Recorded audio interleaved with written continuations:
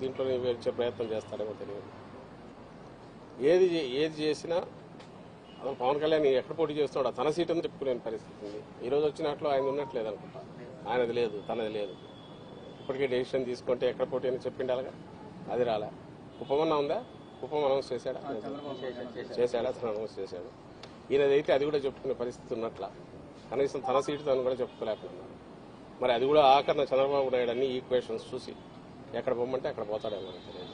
24 సీట్లు జనసేన పోటీ చేస్తానని చెప్పి పవన్ కళ్యాణ్ అన్నారు సార్, కానీ 5 సీట్లు మాత్రమే ప్రకటించారు. అంటే మిగతా సీట్లో క్లారిటీ లేరా, అభ్యర్థి లేరా? చెప్తున్నా కదా, మిగిలిన సీట్లు చంద్రబాబు నాయుడు డిసైడ్ చేయాలి. అది జనసేన కూడా ఈయనే ఇవ్వాలి. అసలు ఫస్ట్ థింగ్ 24 సీట్లు 175 వైఎస్ఆర్సీపీ నిలబడినాం. 2014 మాకున్న ఇది వచ్చి 18 సీట్లలో పోటీ చేయడం ఒకటే. అంతకుముందు పులివెందుల ఇది గెలుచుకోవడం.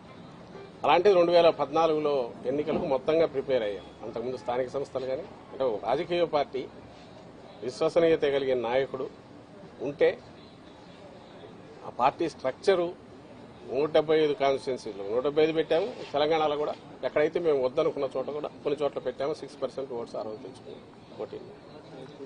ఇందులో ఒక పార్టీ ఎట్లుండాలి రాజకీయ పార్టీ అనేది జగన్మోహన్ రెడ్డి గారు చూపిస్తే, ఒక అవుట్ఫిట్ ఏదో పెట్టుకుని ఇది రాజకీయ పార్టీ అని చెప్తున్నది ఏదైతే జనసేన అంటున్నారో, ఇంత దరిద్రంగా ఇట్లా కూడా ఉంటారా అనేది చూడాలంటే ఆయన్నే పవన్ కళ్యాణ్ గారిని చూస్తే కనపడుతుంది. అందుకోసమే మీరు గమనిస్తే పార్టీ స్ట్రక్చరు ఏర్పాటు చేసుకోవడానికి కానీ 175 నియోజకవర్గాల్లో ఒక ఇన్ఛార్జిని పెట్టుకునే ప్రయత్నం కానీ, అలాగే పార్టీ తరఫున కింద కమిటీలు వేయడం కానీ ఎందుకు చేయలేదంటే రేపు డిమాండ్ పెరుగుతుంది, చంద్రబాబు నాయుడుకి ఇబ్బంది కలుగుతుందని. జస్ట్ ఊరికే పార్టీ పేరు, గాజు గ్లాస్ గుర్తు ఈ రెండు పెట్టుకున్నాడు. అండ్ నేను ఇంతకుముందు అన్నట్టు 100% ఓన్డ్ సబ్సిడరీ కింద చంద్రబాబు నాయుడు అందరిని డిసైడ్ చేస్తాడు. ఇక్కడ విమర్శలను అక్కడ తీసుకెళ్లొచ్చు.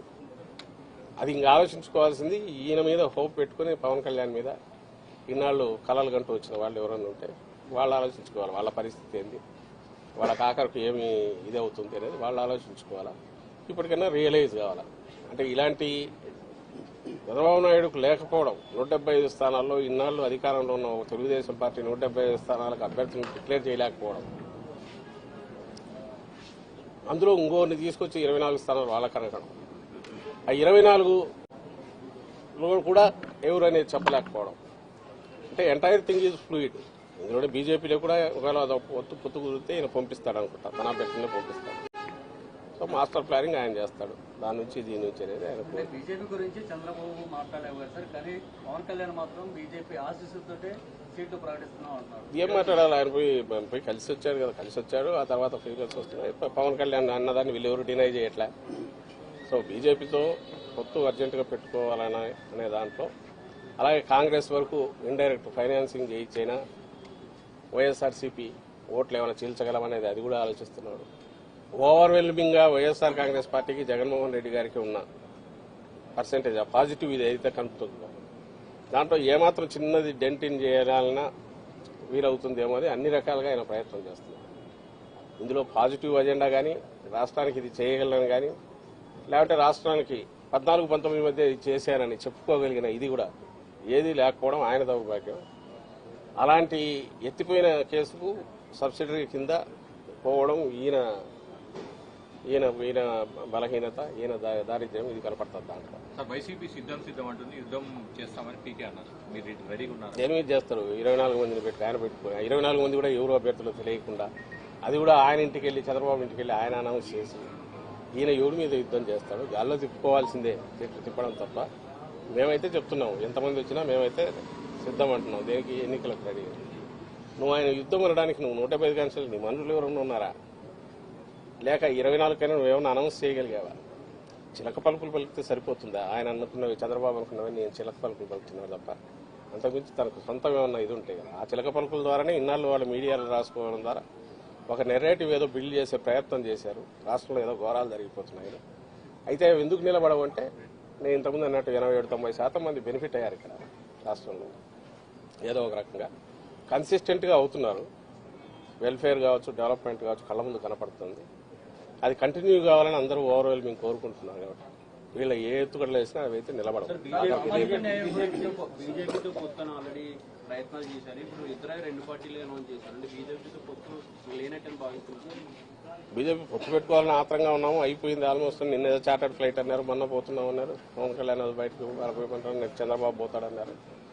వాళ్ళు ఎవరు పెట్టుకునేది అదొక పార్టీ. సరే ఇది జనసేన కాదు కానీ ఈయన చంద్రబాబు నాయుడు ఒక పార్టీ అని ఆయన చెప్పుకుంటున్నాడు కాబట్టి వాళ్ళ నిర్ణయం పెట్టుకుంటారు లేదు. కానీ పెట్టుకునే దానికి వెంపర్లాడుతున్నాడు. అది పెట్టుకుని తద్వారా ఏదన్నా కొంత ఓట్లు గెయిన్ చేసుకోవాలని చూస్తున్నాడు.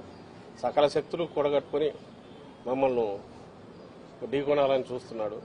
లాస్ట్ డిచ్ ఎఫర్ట్స్ అంటారు కదా, దింపుడు కళ్ళ మాస, దాంతో ప్రయత్నం చేస్తున్నారు అనే దాంట్లో భాగంగా ఆయన పోయి అమిత్ షాను కలవడము, బీజేపీ వాళ్ళతో లోపాయికారిగా ఈయన ఏజెంట్లు ఉన్నారు కదా అక్కడ టీడీపీలోంచి బీజేపీలో ఉన్న 4-5 నాయకులు, వాళ్ళ ప్రయత్నాలు ఇవన్నీ మీ మీడియాలో మీరే రాస్తున్నారు, బయటకు వస్తున్నాయి. అంటే ప్రయత్నాలు అయితే చేసుకుంటున్నాడు. ఈ లిస్ట్ లో సామాజిక న్యాయం కనిపించింది. రౌడీల్ని అభ్యర్థులుగా పెట్టి రాష్ట్రం మీద కుదురుతుందని చంద్రబాబు అంటారు. ఏది వైసీపీ రౌడీల్ని అభ్యర్థులుగా పెట్టి రాష్ట్రం మీద కుదురుతుందని చంద్రబాబు అంటారు. ఆయన ఏదన్నా అనుకోవచ్చు, ఎవరు అనేది ప్రజలకు తెలుసు. ఆయన కేవలం పడికట్టు మాటలు 4 పెట్టుకునేందుకు మాత్రం ఎవరు ఇది అవుతుంది. ఈరోజు ఇది అంటున్నాడు, రేపు ఇంకొకటి అంటాడు. అసలు రాష్ట్రం నాశనం అయిపోతుంది అంటాడు, ఇంకో శ్రీలంక అయిపోతుంది అంటాడు. ఈయనేమో మరి ఆయన అనౌన్స్ చేసేవేమో మన ఎప్పుడు లెక్కేస్తే 30,000-40,000 కోట్లు అవుతుంది ఒక స్కీమే ఆయన చెప్పినట్టు ఇస్తే. కానీ ఎప్పుడు ఇవ్వడు తెలుసు, అందులో 0.5% ఏమైనా ఇస్తే ఇస్తాడు. గతంలో హిస్టరీ మనం చూస్తే అలాంటిదే ఉంది ఆయన హిస్టరీ అంతా. జనం నమ్ముతారు, జనం గొర్రెల్లాగా నమ్ముతారు. తను 5 ఏళ్ళు అయిపోయింది కాబట్టి మర్చిపోయి ఉంటారని అనుకుంటున్నాడు కాబట్టి ఆయన ఏదైనా మాట్లాడతాడు. మామూలు ఉద్దేశించి కూడా ఎలాంటి మాటలైనా మాట్లాడతాడు. బట్ అల్టిమేట్గా ప్రజలు అనుభవించినారు, ఆ పీరియడ్ అనుభవించినారు. పాజిటివ్ సైడ్ ఈసారి కూడా వాళ్ళ ఎక్స్పీరియన్స్ డిఫరెంట్గా ఉంది. ఫస్ట్ టైం ప్రజలది వైఎస్ఆర్సీపీ పాలనలో. అంటే దే హ్యావ్ ఆల్రెడీ డిసైడెడ్ అని మాకు వస్తున్న దీంట్లో కనపడుతుంది. మా సర్వేలో కానీ మాటలో కానీ ప్రమాణం కనపడుతుంది. We will sweep last time కంటే బెటర్ ఇది ఉంటుంది. 175 టార్గెట్ మాది అట్లే ఉంది. సామాజిక న్యాయం కనిపించిందా? మీ పార్టీ ప్రతిసారి సామాజిక న్యాయం అంటుంది. ఇప్పుడు ఇస్తే అదేమైనా కనిపించిందా స్టేట్ పాలసీ? అసలు అది ఇస్తే దానికి ఏదైనా ఒక ఇది లేదు, సాంకేతిక లేనప్పుడు దాంట్లో మళ్ళీ దానికోసం వెతకడం చూసేది. ఇంకా అందులో అనౌన్స్ చేయాల్సినవి. అతను సామాజిక న్యాయం మా వైపు నుంచి అయితే ఒకరితో పోల్చుకోవాల్సిన పరిస్థితులు అయితే లేవు. ఈయన క్రియేట్ చేసిన బెంచ్ మార్క్ ఏదైతే ఉందో జగన్మోహన్ రెడ్డి గారు, అది దాని దగ్గరికి రావాలంటే వీళ్ళ వల్ల జన్మలో కాదు. ఎందుకంటే వీళ్ళు ఎప్పుడు ఆ తరహా ఆలోచించలే. సోషల్ ఇంజనీరింగ్ గురించి ఆ ధైర్యము చేయలే. ఒక జగన్మోహన్ రెడ్డి గారు ఎందుకు చేయగలిగారంటే ప్రజలతో డైరెక్ట్ ఆయన దీంట్లోకి వెళ్ళిపోయారు. అండ్ ప్రజలు ఆయన్ను పూర్తి నమ్ముతున్నారు, విశ్వసించారు. ఇట్లాంటి నాయకుడు మాకు కావాలంటున్నారు కాబట్టి ప్రజల ఆకాంక్షలను అర్థం చేసుకున్నారు కాబట్టి ఆ బ్యాలెన్సింగ్ సోషల్ ఇంజనీరింగ్ అనేది ఆయన సక్సెస్ఫుల్ చేయలేదు. వీళ్ళ చేత ఏమవుతుంది, వీళ్ళు పెట్టుకున్నదంటే నానా చోట్లపడి ఎట్లా అన్ని అతుకులు వేసుకుని ఎట్లా రావాలని వీళ్ళు చూస్తున్నారు. ఆ ప్రయత్నం కూడా చేయలేరు. ఒకవేళ చేసేట్టు లేక అంకెల్లో చూపాలని చూసినా జగన్మోహన్ రెడ్డి గారు చేసింది ఒక పోటీ దగ్గరే కాదు, మొత్తం ఎంటైర్ స్పెక్ట్రంలో చేస్తూ వచ్చారు. జీవితాల్లోనే మార్పు అట్లా తీసుకొచ్చారు. నామినేటెడ్ పోస్టులు కానీ మిగిలినవి కానీ క్యాబినెట్ దగ్గర నుంచి కింది వరకు జెడ్పీలు కానీ లోకల్ బాడీస్ ఇవన్నీ చూసినప్పుడు వీళ్ళెక్కడ తట్టుకుంటారో వీళ్ళెక్కడ పోటీ పడతారు. వాళ్ళ ఊరికే పిగ్మీలాగా ఎట్లా మరుగుజుల్లాగా ఉండాల్సింది తప్ప ఆ విషయంలో సోషల్ మీడియాలో అంతకుమించి అయితే వాళ్ళు చేయగలిగింది.